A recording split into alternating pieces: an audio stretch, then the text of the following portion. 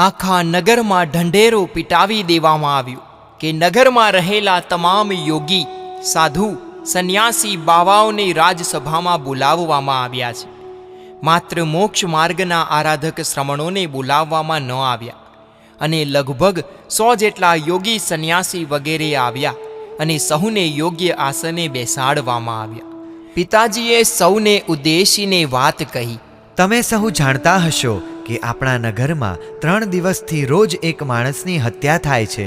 એ હત્યા કરનારને પકડવા મારા સૈનિકોએ અને ગુપ્તચરોએ થાય એટલા પ્રયત્નો કર્યા, પરંતુ હત્યારો પકડાયો નથી. અમને એમ લાગે છે કે આ કોઈ માનવીનું કૃત્ય નથી. કોઈ આસુરી શક્તિ આ કુકૃત્ય કરી રહી છે કે કરાવી રહી છે. એ આસુરી શક્તિ પર દૈવી શક્તિ વિજય મેળવી શકે. તમે સૌ યોગી સંન્યાસીઓ આસુરી અને દૈવી શક્તિના ઉપાસક છો, તો તમે આ ઉપદ્રવને દૂર કરી આપો. આટલું કહીને પિતાજીએ મહામંત્રીની સામે જોયું. મહામંત્રીએ યોગીઓને કહ્યું, તમારી દૈવી શક્તિનો મહારાજાને પરચો દેખાડવાનો આ અવસર છે. વળી પ્રજાજનોની હત્યા રોકવાનું આ પવિત્ર કાર્ય છે. માટે જેની પાસે દૈવી શક્તિ હોય તેઓ આગળ આવીને જાહેર કરે અને કાર્યનો પ્રારંભ કરે. રાજસભામાં સન્નાટો છવાઈ ગયો. દરેક યોગી બાવા એકબીજાના મોઢા જોવા લાગ્યા. મંત્ર અને તંત્રની વાતો કરીને, દૈવી શક્તિની વાતો કરીને ભોળા પ્રજાજનોને છેતરનારાઓના મોતિયા મરી ગયા. પિતાજી અકળાયા અને બોલ્યા, કેમ તમે બધા ચૂપ છો? તમારામાં કોઈ એક એવો યોગી પણ નથી કે સાચે સાચ દૈવી શક્તિ ધરાવતો હોય? તો પછી તમે મારા રાજ્યમાં શા માટે પડ્યા છો? માત્ર ખાવા પીવા અને ઊંઘવા માટે? જો તમે મારું આ કાર્ય નહીં કરો તો તમને બધાને મારા રાજ્યમાંથી કાઢી મૂકીશ. સહુ જોગી સંન્યાસીઓના મુખ મ્લાન થઈ ગયા હતા. તેઓ કોઈ જ જવાબ આપવા શક્તિમાન ન હતા. પિતાજીનો ગુસ્સો વધતો જતો હતો. તેમણે મહામંત્રીને કહ્યું, આ બધાને જ મારા રાજ્યમાંથી કાઢી મૂકો. મહામંત્રીએ પિતાજીની આજ્ઞાનું પાલન કર્યું. જેવા બધા જોગી સંન્યાસી રાજ્યસભામાંથી બહાર નીકળ્યા કે ત્યાં જ એક સંન્યાસીનીએ રાજસભામાં પ્રવેશ કર્યો. પિતાજીને આશીર્વાદ આપીને તેણે કહ્યું, હે રાજન, આપે જે કામ માટે યોગી સંન્યાસીઓને બોલાવ્યા હતા એ કામ માટે હું આવી છું. નગરમાં જે 3 દિવસથી રોજ એક માણસની હત્યા થાય છે તે હત્યા કરનારની મને જાણ થઈ છે. પિતાજી તો સાંભળીને સિંહાસન ઉપરથી ઊભા થઈ ગયા. 2 હાથ જોડી એમણે સંન્યાસીનીનું અભિવાદન કર્યું અને કહ્યું, તમે જલ્દી બતાવો, કોણ છે એ હત્યારો? મહારાજ, આજે રાત્રે મેં એક સ્વપ્ન જોયું.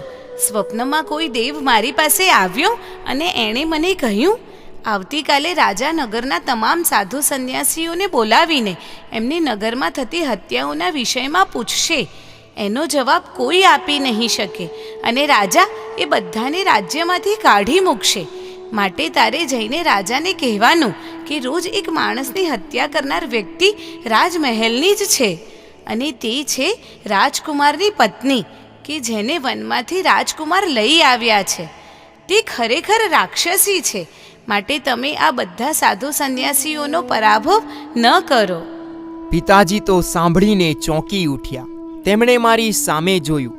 રોષથી મારું શરીર ધ્રુજી રહ્યું હતું. મારો હાથ મારી કમરે લટકતી તલવાર પર ગયો હતો અને ત્યાં જ વળી યોગીનીએ કહ્યું, મહારાજા, મારે બીજી એક વાત કહેવી છે, પણ તે આપને જ કહેવાની છે. પિતાજીએ મારી સામે જોયું. હું ઊભો થયો અને રાજસભાની બહાર નીકળી ગયો. મારી પાછળ મહામંત્રી વગેરે બધા જ બહાર નીકળી ગયા. મારું મન અત્યંત ઉદ્વિગ્ન થઈ ગયું હતું. હું ત્યાંથી સીધો જ રાજમહેલમાં ચાલ્યો ગયો. મારે તત્કાલ ઋષિ દત્તાને મળવું હતું અને રાજસભામાં સંન્યાસીએ કરેલી વાતની મારે તેને જાણ કરવી હતી. ઋષિ દત્તા શયન ગૃહમાં જ મારી રાહ જોઈને બેઠી હતી. હું જઈને પલંગમાં ફસડાઈ પડ્યો. ઋષિ દત્તા ગભરાઈ ગઈ અને તેણે મારા મસ્તક પર હાથ મૂક્યો અને પૂછ્યું, નાથ, આજે આટલા બધા ઉદ્વિગ્ન કેમ છો? હું એને શું કહું?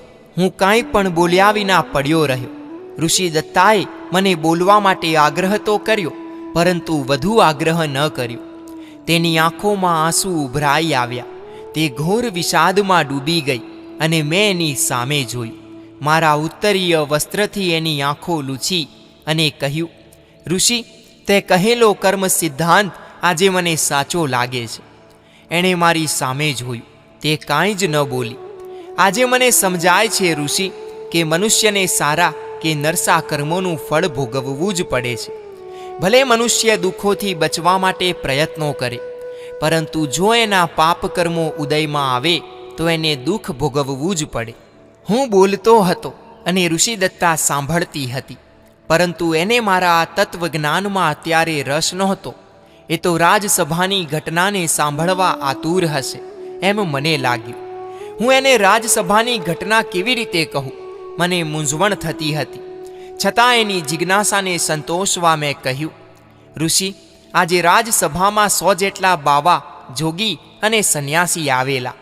નગરમાં રોજ થતી હત્યા અંગે પૂછવામાં આવ્યું. તેઓએ વાત તો કબૂલી કે આ કામ માનવીનું નથી, કોઈ આસુરી શક્તિનું છે, પણ એનું નિવારણ કરવાનો ઉપાય તેઓ ન બતાવી શક્યા. પિતાજી ગુસ્સે ભરાયા અને સહુને રાજ્યમાંથી કાઢી મૂકવાની આજ્ઞા કરી. ઋષિદત્તા મારી વાત સાંભળીને મારી નજીક સરકી આવી અને આતુરતાપૂર્વક આગળ વાત સાંભળતી હતી. મારા મનમાં પણ ગઈકાલથી આ જ આશંકા હતી. આવું કામ આ રીતે કોઈ માનવી ન કરી શકે.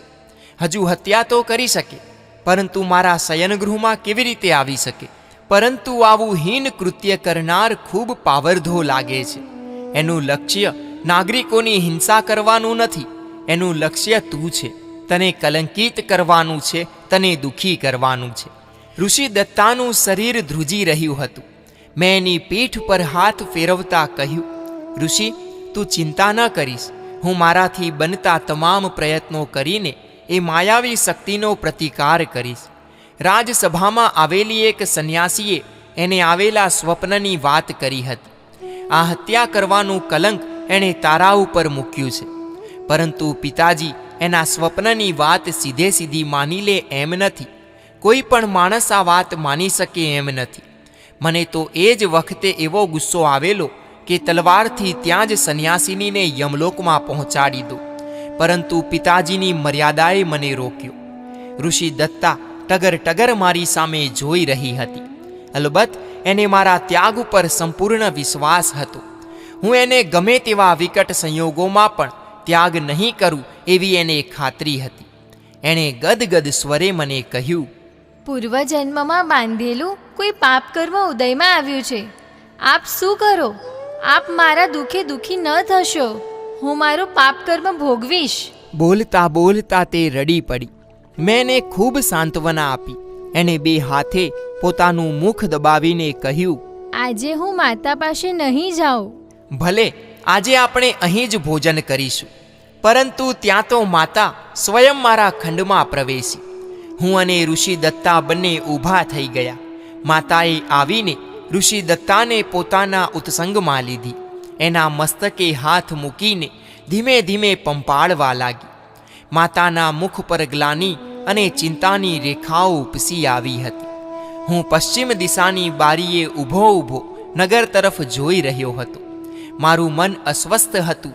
પિતાજી મને બોલાવશે અને ઋષિદત્તા અંગેના પ્રશ્નો પૂછશે એવી મારી ધારણા હતી. પિતાજી કેવા કેવા પ્રશ્નો પૂછશે, એના જવાબો હું કેવા આપીશ, એના વિચારો પણ મારા મનમાં ઉભરાવવા લાગ્યા હતા. પેલી યોગિનીએ પિતાજીને એકાંતમાં શું વાત કરી હશે એ અંગે મારું મન અનેક અનુમાનો કરતું હતું. જે યોગિનીએ ઋષિદત્તાને રાક્ષસી બતાવી, નગરજનોની હત્યાની જવાબદાર બતાવી, તે યોગિનીએ મારા શયનગૃહમાં બનતી ઘટના પણ પિતાજીને કેમ ન કહી હોય? શું આ યોગિનીનું ષડયંત્ર હશે? પરંતુ એ શા માટે ઋષિદત્તા પ્રત્યે દ્વેષ રાખે? મને કાંઈ પણ સમજાતું ન હતું. હું મારા શયનગૃહમાં નિષ્પ્રયોજન આટા મારવા લાગ્યો. રાજસભામાં યોગિનીએ જે વાત કરી હતી તે વાત મારી માતા પાસે પહોંચી ગઈ હતી, અને એટલે જ મારી મા મારા ખંડમાં દોડી આવી હતી. એના હૃદયમાં ઋષિદત્તા પ્રત્યે અપાર વાત્સલ્ય હતું. ઋષિદત્તા અને રાક્ષસી, આ વાત કોઈ પણ નગરવાસીના મનમાં કે કોઈ પણ રાજપુરુષના મનમાં ઉતરે એવી ન હતી. પછી માતાના મનમાં ઉતરવાનો તો પ્રશ્ન જ ક્યાં રહે? માતાએ અમારા બંને માટે સાંજનું ભોજન મારા ખંડમાં જ મંગાવી લીધું હતું. મારી કે ઋષિ દત્તાની ભોજન કરવાની ઈચ્છા જ ન હતી, છતાં પણ માતાના અતિ આગ્રહથી અમે થોડુંક ખાઈ લીધું. અમે માતાને વિદાય કરી અને માતાની આંખો આંસુ ભીની હતી. માતાના ગયા પછી થોડી જ ક્ષણોમાં મને તેડું આવ્યું. ઋષિ દત્તાને શયનખંડમાં નિશ્ચિત બનીને રહેવાનું કહી હું પિતાજીની પાસે પહોંચ્યો. પિતાજી પલંગમાં આંખો બંધ કરીને સૂતેલા હતા. હું એમની પાસે પડેલા એક ભદ્રાસન પર શાંતિથી બેઠો. થોડી વારે પિતાજીએ આંખો ખોલી, મારી સામે જોયું અને ધીમા સ્વરે તેઓ બોલ્યા, કનકરથ, આજે મારી તબિયત સારી નથી. રાજવૈદ્યને બોલાવું પિતાજી? ના, હમણાં બોલાવવાની જરૂર નથી. જરૂર પડે ત્યારે બોલાવીશું, પણ આજે રાત્રે તું મારી પાસે સૂઈ જજે. કદાચ રાત્રે તબિયત વધુ બગડે તો? સાંભળીને મને પેટમાં ધ્રાસકો પડ્યો.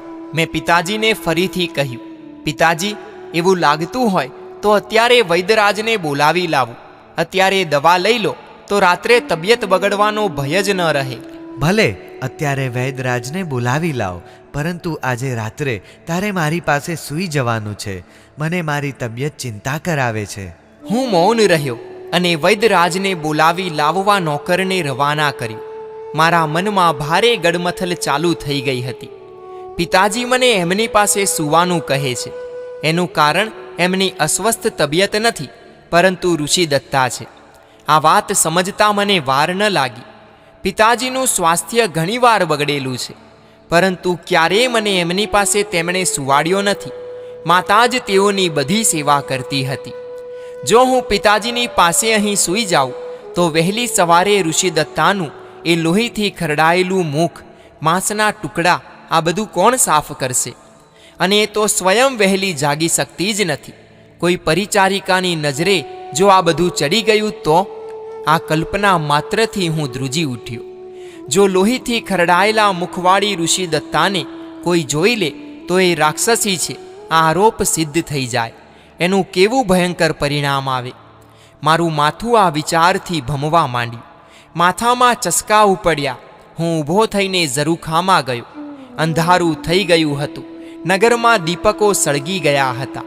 વૈદ્યરાજે આવીને પિતાજીને તપાસ્યા અને દવા આપીને સવારે સારું થઈ જશે એમ કહીને ચાલ્યા ગયા.